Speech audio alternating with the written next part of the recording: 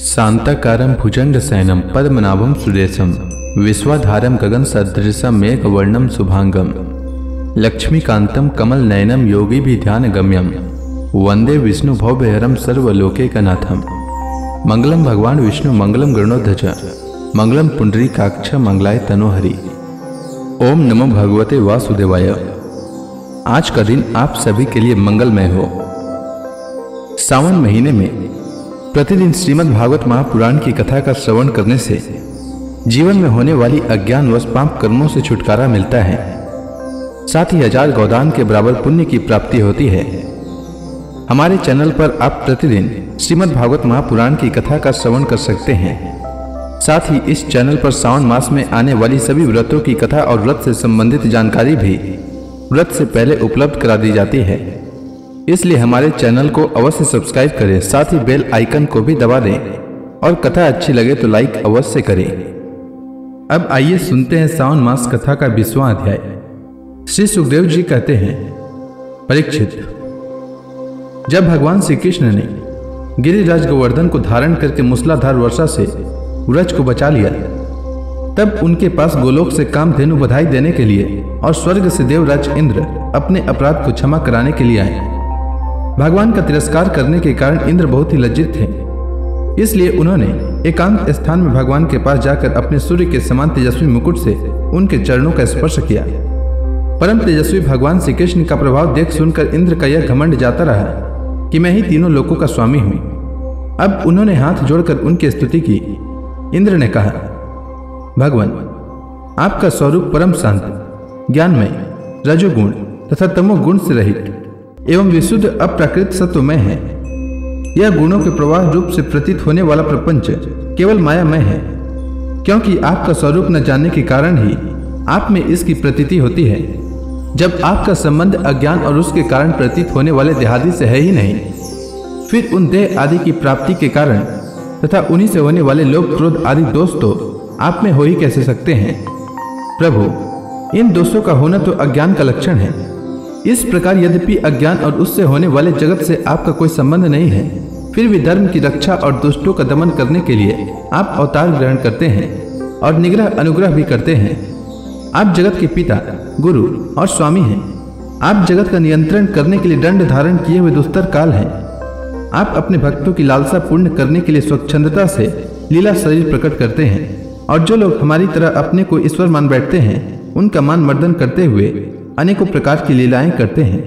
प्रभु, जो मेरे जैसे अज्ञानी और अपने को जगत का ईश्वर मानने वाले हैं, वे जब देखते हैं कि बड़े बड़े भय के अवसरों पर भी आप निर्भय रहते हैं, तब वे अपना घमंड छोड़ देते हैं और गर्व रहित होकर संत पुरुषों के द्वारा सेवित भक्ति मार्ग का आश्रय लेकर आपका भजन करते हैं। प्रभु, आपकी एक एक चेष्टा दुष्टों के लिए दंड विधान है। प्रभु, मैंने ऐश्वर्य के मन से चूर होकर आपका अपराध किया है, क्योंकि मैं आपकी शक्ति और प्रभाव के संबंध में बिल्कुल अनजान था। परमेश्वर, आप कृपा करके मुझ मूर्ख अपराधी का यह अपराध क्षमा करें और ऐसी कृपा करें कि मुझे फिर कभी ऐसे दुष्ट अज्ञान का शिकार न होना पड़े। स्वयं प्रकाश, इंद्रियातीत परमात्मन, आपका यह अवतार इसलिए हुआ है कि जो असुर सेनापति केवल अपना पेट पालने में ही लग रहे हैं और पृथ्वी के लिए बड़े भारी भार के कारण बन रहे हैं, उनका वध करके उन्हें मोक्ष दिया जाए। और जो आपके चरणों के सेवक हैं, आज्ञाकारी भक्तजन हैं, उनका अभ्युदय हो, उनकी रक्षा हो। भगवान, मैं आपको नमस्कार करता हूँ। आप सर्वांतर्यामी पुरुषोत्तम तथा सर्वात्मा वासुदेव हैं। आप यदुवंशियों के लिए एकमात्र स्वामी, भक्तवत्सल एवं सबके चित्त को आकर्षित करने वाले हैं। मैं आपको बार बार नमस्कार करता हूँ। आपने जीवों के समान कर्मवश होकर नहीं, स्वतंत्रता से अपने भक्तों की तथा अपनी इच्छा के अनुसार शरीर ग्रहण किया है। आपका यह शरीर भी विशुद्ध ज्ञान स्वरूप है। आप सब कुछ हैं, सबके कारण हैं और सबके आत्मा हैं। मैं आपको बार बार नमस्कार करता हूँ। भगवान, मेरे अभिमान का अंत नहीं है और मेरा क्रोध भी बहुत तीव्र मेरे वश के बाहर है। जब मैंने देखा कि मेरा यज्ञ तो नष्ट कर दिया गया, तब मैंने मूसलाधार वर्षा और आंधी के द्वारा सारे व्रज मंडल को नष्ट कर देना चाहा। परंतु प्रभु, आपने मुझ पर बहुत ही अनुग्रह किया। मेरी चेष्टा व्यर्थ होने से मेरे घमंड की जड़ उखड़ गई। आप मेरे स्वामी हैं, गुरु हैं और मेरे आत्मा हैं। मैं आपकी शरण में हूं। श्री सुखदेव जी कहते हैं, परीक्षित, जब देवराज इंद्र ने भगवान श्री कृष्ण की इस प्रकार स्तुति की, तब उन्होंने हंसते हुए मेघ के समान गंभीर वाणी से इंद्र को संबोधन करके कहा।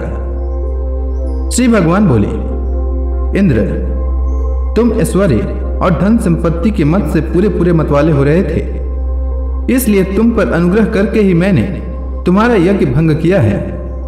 यह इसलिए कि अब तुम मुझे नित्य निरंतर स्मरण रख सको।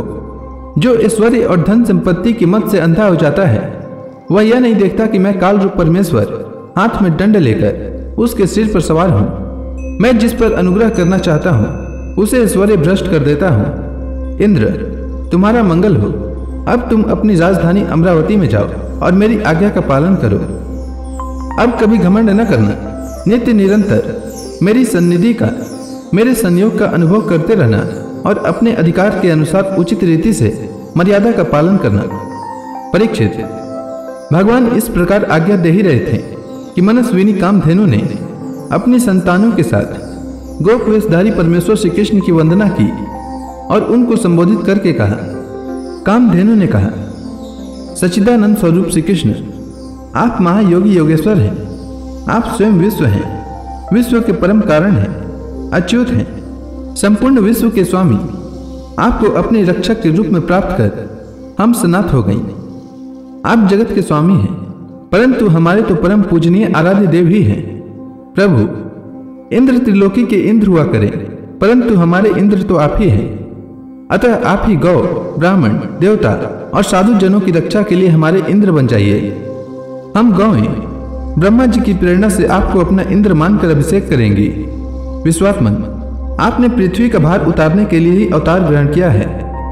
श्री सुखदेव जी कहते हैं, परीक्षित, भगवान श्री कृष्ण से ऐसा कहकर कामधेनु ने अपने दूध से और देव माताओं की प्रेरणा से देवराज इंद्र ने ऐरावत की सूंड के द्वारा लाए हुए आकाश गंगा के जल से देवर्षियों के साथ यदुनाथ श्री कृष्ण का अभिषेक किया और उन्हें गोविंद नाम से संबोधित किया। उस समय वहां नारद, तुम्बरु आदि गंधर्व, विद्याधर, सिद्ध और चारण पहले से ही आ गए थे। वे समस्त संसार के पाप ताप को मिटा देने वाले भगवान की यश का गान करने लगे और अप्सराएं आनंद से भरकर नृत्य करने लगी।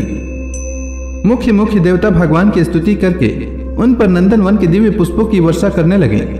तीनों लोकों में परमानंद की बाढ़ आ गई और गौओं के स्तनों से अपने आप ही इतना दूध गिरा कि पृथ्वी गीली हो गई। नदियों में विविध रसों की बाढ़ आ गई। वृक्षों से मधुधारा बहने लगी। बिना जोते बोए पृथ्वी में अनेकों प्रकार की औषधियां और अन्न पैदा हो गए। पर्वतों में छिपे हुए मणिमाणक के स्वयं ही बाहर निकल आए। परीक्षित, भगवान श्री कृष्ण का अभिषेक होने पर जो जीव स्वभाव से क्रूर है, वे भी वैरहीन हो गए। उनमें भी परस्पर मित्रता हो गई। इंद्र ने इस प्रकार गौ और गोकुल के स्वामी श्री गोविंद का अभिषेक किया और उनसे अनुमति प्राप्त होने पर देवता, गंधर्व आदि के साथ स्वर्ग की यात्रा की। तो इसी के साथ यह अध्याय समाप्त हुआ। इसके आगे की कथा मैं कल के अध्याय में सुनाऊंगा।